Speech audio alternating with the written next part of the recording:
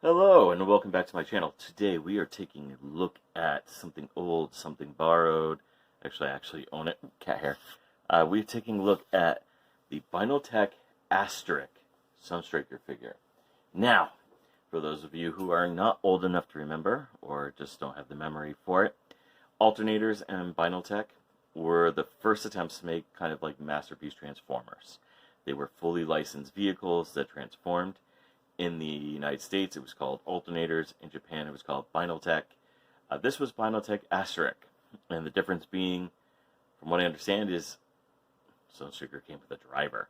Now, the driver is Junko, who is based off of Kelly from the original Car Robots cartoon, or as we know it in the United States as Robots in Disguise, back in 2001. Now, the box here, let's go ahead and move her, and we'll talk about her separately. The box, of course, is a box.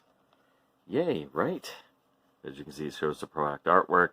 It's got some lovely artwork, actually, and you do see that she's there. She can fit inside the driver's seat, depending on what pieces you use. On the side, you do have the product shots. On the side, just shots of them. And in the front, not much. Not really important. It's a box. But, like I said, this was their attempt, like the first real attempt. Now, as I said, did come with the driver, her. She is formed by parts forming. You take different parts, put them on different pieces, and you can have her do poses that way. They don't sit together really well. The slightest move or look causes them to fall apart. But that is that. If you can look up into the background here, you'll see that I have part of her sitting, another part laying down. This is supposed to be a stand somehow. I haven't figured it out. But yes, you take her apart, you put her back together. That's that. Let's go ahead and put her into the background. And her arm fell off. We're going to let her just stay there.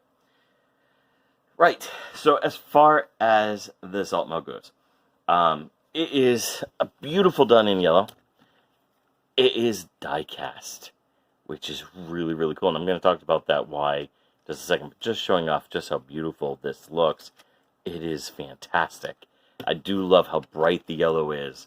And actually how clear even the window is. Now, comparatively, here is the alternators version of the figure, which as you can see is a darker yellow, which some people may like, but it does have those racing stripes. Now, this still does have die cast on it, maybe, but not as strong as this. This is more, actually I don't think there's any die cast on this. Whereas this is definitely a metal hood. It just looks better. Otherwise, they are identical. It is an alternators Binaltech figure, so you know what to expect. Let's go ahead and move him out of there. So, it does have real working doors. You do have a steering wheel. You do have an engine. The engine, of course, is the gun. But because of magnets, you can move wheels. If you can see that. Not really much to talk about. Again, this was really cool at the time, in the early 2000s. And now that we have the masterpieces, these are kind of outdated. But I still really love these. And the reason for it is it was a really cool attempt, and it's something different. The storyline is okay. Binaltech Asterix takes place towards the end, right before Kiss Players comes in. We're not going to talk about Kiss Players, because then I'd have to go to jail. But it is what it is. But let's go ahead. I'm going to go ahead and get these into robot mode and just show you what it looks like. And again, I do really dig these. Be right back. So now we have Sunstriker in his robot mode.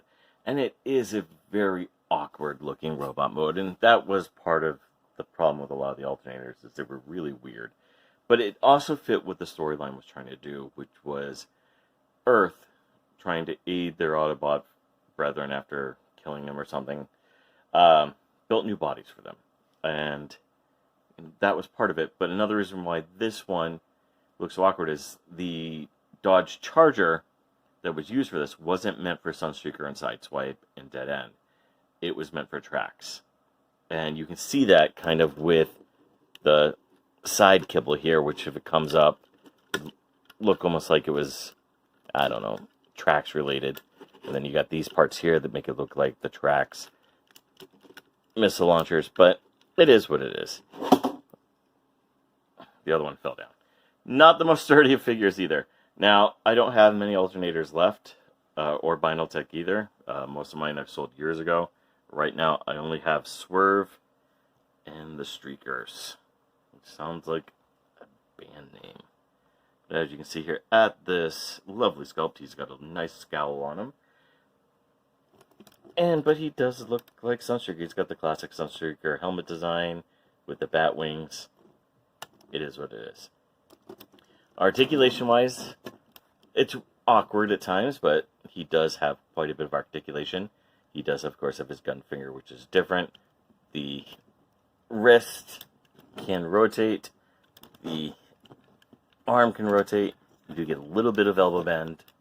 You do get waist rotation. It's a little bit locked in place, but you do get some.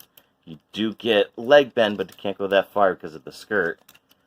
You can go out a little bit. Feet, because of how they transform, you do get a lot of feet bend. It's not the most impressive figure, but I'm happy to have it now in my collection. And I didn't mean to make this video for a few months, so I did want to at least show it off before I pack it all away again. So let's try to get him to stand back up. That is another thing. He is top heavy, so the slightest breeze will make him fall. Now, differences between this and the alternator version, of course, is the paint color. And, of course, he's got more die cast. Oops. The alternator's gun has fallen, but I don't really need it for the review. It's the same exact gun. The only real other difference is the face. Whereas this one has that nice, beautiful scowl.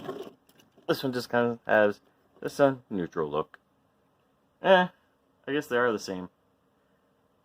This one just looks better. It's all there is to it. But other than that, it's just paint. This one has more of like an orange to it, and it's a darker yellow where it has yellow. Feet are different colors. This one's all black. This one's yellow and black. And of course, it is what it is. But as far as how he looks, I mean, again, very top heavy. So the littlest of breezes can sometimes cause him to fall over, and his ankle tilts and heel spurs don't exactly work the best. Again, the question is how does he compare to Sunstreaker? And of course, those who watch this channel know that that's a figure I tend to collect the most of, along with Jazz and Hot Rod, or Rodimus. But here he is with the Generation 1 Sunstreaker, so you can see, you know, what it's based off. But of course, this is based more off of the animated version, whereas, you know, it doesn't have quite as big of the bat ears, and the color is different. This one is actually closer in color, but this one looks more like the cartoon, I guess. But just showing you, I mean, these were the prototypes for the Masterpiece, and of course, we do have the Masterpiece here, just to show off, and just to look at just how much the figures evolved. Now, this was within a decade and a half of each other of evolution, and I do like it. I do really like how they've changed, and it is a fun alternative look to them. Now, does it scale well with the Masterpieces? No. Does it scale well with the original Masterpiece Optimus, who's freaking huge? Still no. But the set itself, the whole line themselves, was a fun line, and I do kind of miss having some of them. But that's what it is. And again, I thank you for watching. I know this one isn't probably going to be exciting. These are old figures. But I just figured I'd show off something different in my reviews. Thank you again for watching. Comment down below. Tell me what you liked, what you didn't like, what you want to see in the future. Have a wonderful day.